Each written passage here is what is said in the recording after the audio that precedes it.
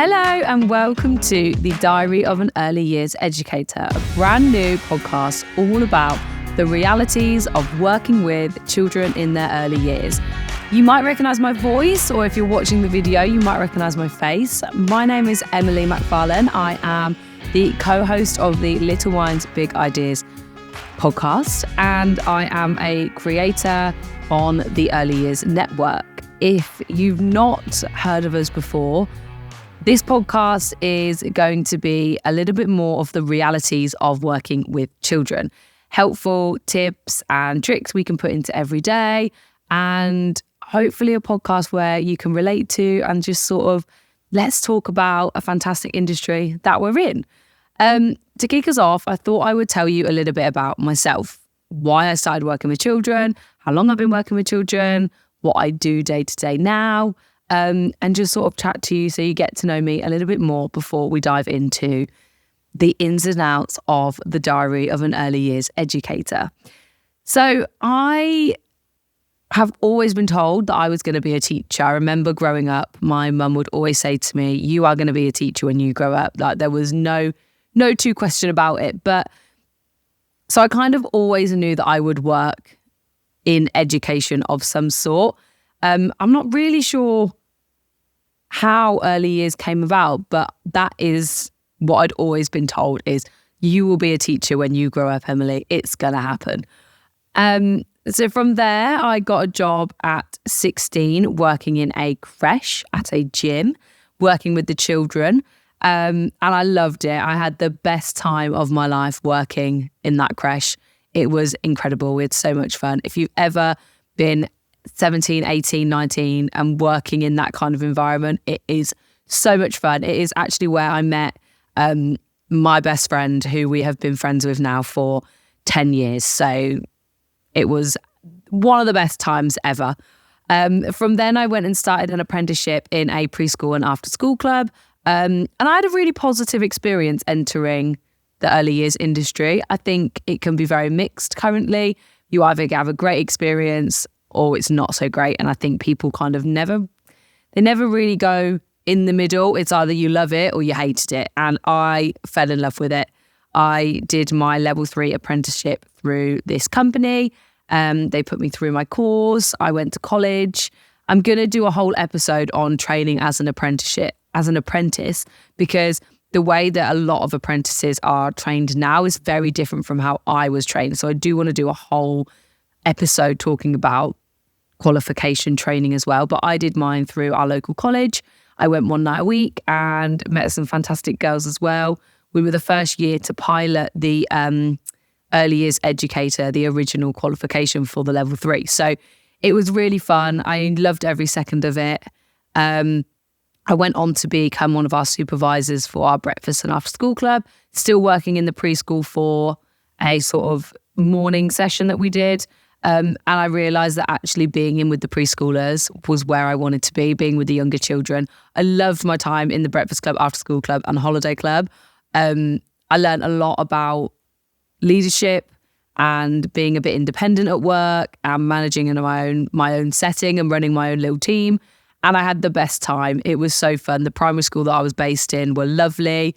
And yeah, I have to say, like my start, when you reflect back on the industry, was amazing. And I probably wouldn't have done it any differently because I got to experience lots of different things at the time. I would say I got to dip my toes into leadership and into the early years and into after school clubs and working with older children, working with children with additional needs. It was all thrown in there in those first maybe 4 years or so. And it was so much fun and I loved it. But my heart was with the preschool children and that's what I wanted to do full time. So I joined a now fairly large nursery chain that was local to me. And I have to say at the time, I really enjoyed it. I loved being in the preschool room. That's where I started off. I loved it. I think I had a fantastic team and I really enjoyed being in the setting. And I think it was one of those jobs where I did it because I wanted to work closer to home. It was better money at the time, and to support myself moving out, that's what I did. Looking back at that time in the nursery, I worked far too many hours. Like, I was working 50 hours a week, I think, nearly 50 hours a week most weeks. And I think when I left, I was exhausted. I was done. And I think I can understand why people leave the industry, because they're just done. I have to say, in that setting was my first real test of difficult behaviours with children. I think that's the reality of it. It's not always like that. And difficult behaviours with young children do come in ebbs and flows, but working in that busy preschool really did test my limits. I had a chair thrown at my head once. And when you just think, I am too tired to be dealing with this every day. I had a great team around me though who really did support that, but it wasn't enough at the time, I think. And I needed something different by the end of my time with that nursery. I was there for 4 years, I think it was. So I kind of done 4 years and 4 years. And in the middle of that was COVID. And my setting did close from, was it March to June? I think we closed March to June. And I hated it. I hated every second of it. I wanted to get back to work. I wanted to get back to being with the children. I needed to be around my people at work. And I don't know about anybody else, but I was craving my routine back. I was living in a flat during COVID, so I didn't have a garden, and it was really tough. And I remember my manager calling me and saying, okay, so we're looking to open on this week. I'm sort of ringing around to see who's ready. And I was like, yep, sign me up. Top of the list, please. I want to be in the first wave back to work. I am so ready to come back, like yesterday. So get the ball rolling. And yeah, I went back. And after COVID, the early years industry changed. I feel like we changed a lot of what we did. Some for the better, some for the worse. I think I might as well do another episode talking about pre and post pandemic with children. But I think after going back, I went through quite a difficult personal time, and I just was ready for something different. I then met Ben, who, if you don't know Ben, he is my co-host on the Little Minds Big Ideas podcast. And I now work with him day to day in our nursery. So we have 4 nurseries, and day to day I am overseeing our managers, and I love it. It's completely different from working in the nurseries, but I am still very involved, and I am in the numbers all the time. So I feel like I've touched upon every aspect of early years, all the way from starting as an apprentice, working my way up, becoming a leader, training others, and now overseeing settings and how we can improve learning and development of staff and education for children in early years. It's something I'm really passionate about, and I don't think I would actually be able to do anything else. I think this is it. Like, this is what I was born to do. I was born to support the children of 0 to 5 and help them become the best little people they can. I don't know. It's really interesting when I think about the early years and how much things have changed and why I love it so much. I think I love the process. I think I love where children start to where they leave when they go to school.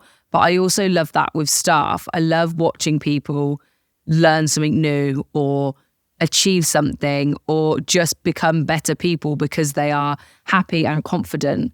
And that for me is a driving force. I love to help people feel the best they can be, I guess.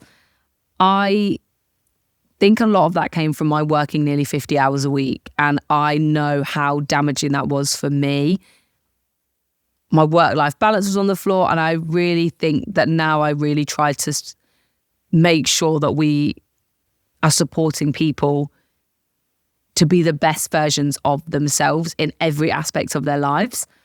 I am a person that cares about people, and the little people we look after and the staff and the people around the early years industry are important, and it wouldn't go ahead. Our industry wouldn't survive without the people.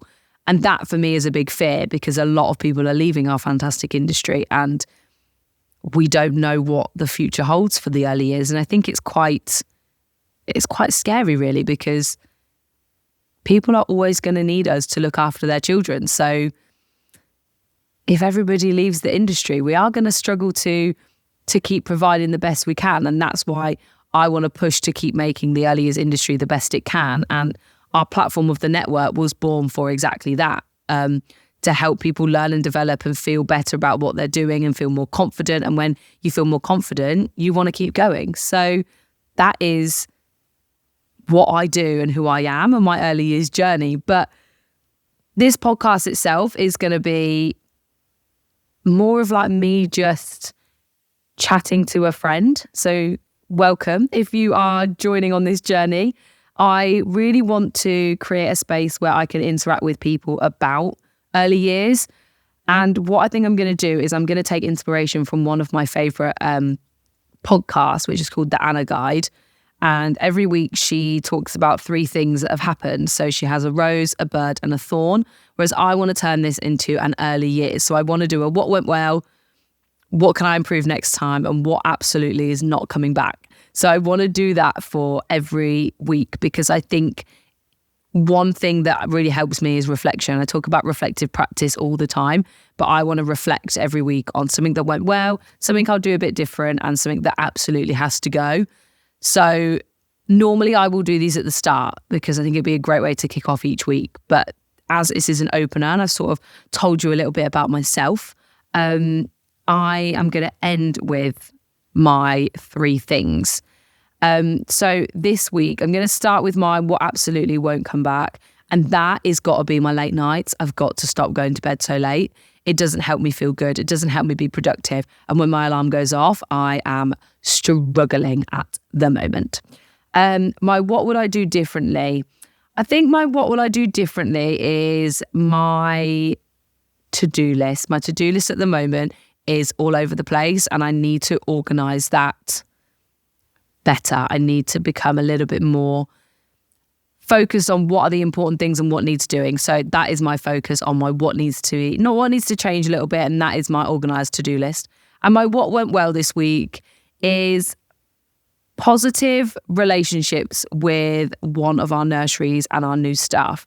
And that to me is really important. I think we've built fantastic relationships with our staff up in one of our settings. Things are going really well with a handover we've had. And yeah, I feel really happy with that. So those are my 3 things. So when you listen to this, think about your 3 things. What went well?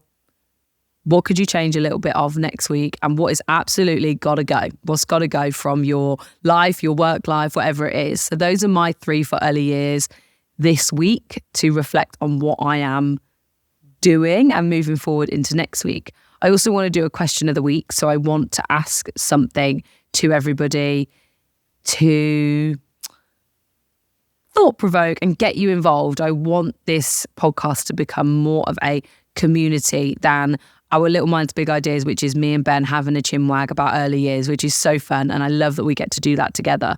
But this is going to be a girly chat. And some weeks I will probably use this as my, oh my God, this happened this week and I need to get off my chest. And others will be celebrating things. But it will be all things early years, and the diary of an early years educator, I'm hoping is something that you can relate to and dive into. And yeah, I hope you are looking forward to this as much as I am. I'm not really sure how I'm going to sign off yet, because normally when it's me and Ben, I just say bye and we both say bye. So this is my awkward ending for this week. Thank you for listening, and I will see you in the next episode of A Diary of an Early Years Educator. Bye.